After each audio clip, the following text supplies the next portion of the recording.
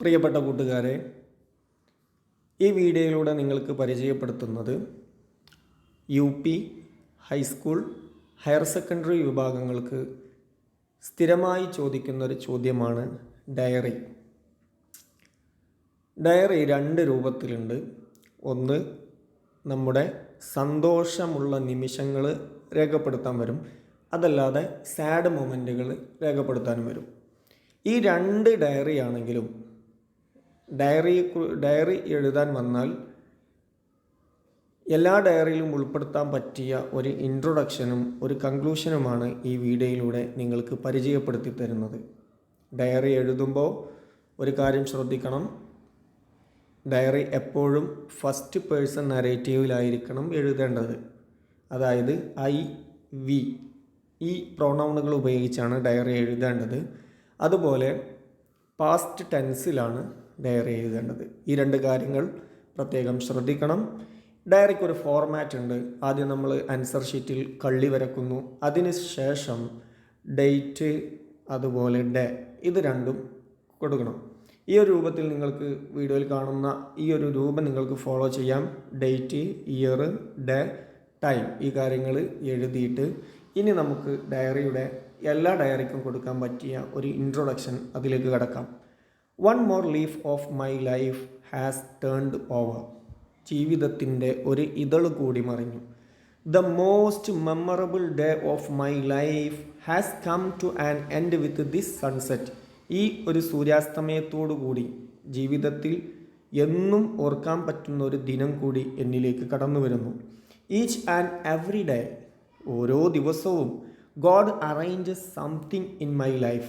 ദൈവം എൻ്റെ ജീവിതത്തിൽ എന്തെങ്കിലുമൊക്കെ ഒരുക്കി വെക്കും. To scribble down in my diary എൻ്റെ ഡയറിയിൽ കുറിച്ചു വെക്കാൻ.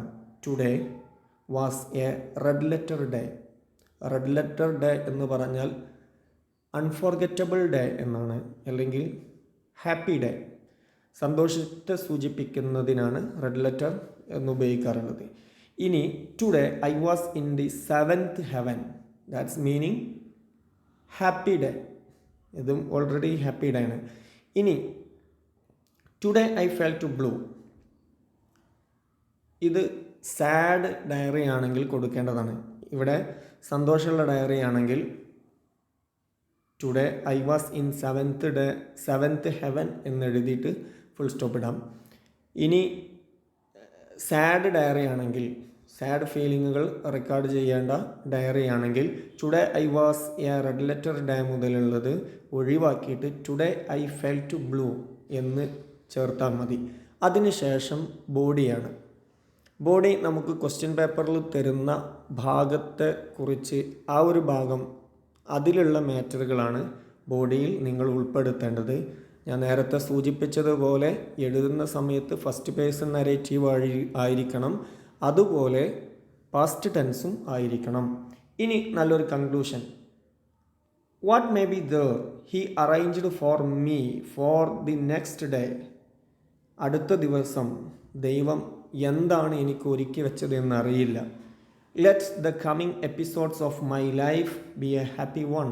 വരുന്ന ദിനങ്ങളും ഇതുപോലെ സന്തോഷമുള്ള, അല്ലെങ്കിൽ വരുന്ന ദിനങ്ങൾ സന്തോഷമുള്ള ഒന്ന് ആവട്ടെ. ഇതാണ് ഒരു ഡയറിയുടെ ഫോർമാറ്റ്. ഇൻട്രൊഡക്ഷനും കൺക്ലൂഷനും പഠിച്ചാൽ കുറേ മാർക്ക് ലഭിക്കും. പിന്നെ അതിൽ നിങ്ങൾക്ക് ചേർത്ത് കൊടുക്കാൻ കുറച്ചേ ഉണ്ടാവുള്ളൂ. അപ്പോൾ വിദ്യാർത്ഥികൾ ഉപയോഗപ്പെടുത്തുമെന്ന് വിചാരിക്കുന്നു. Thank you for watching.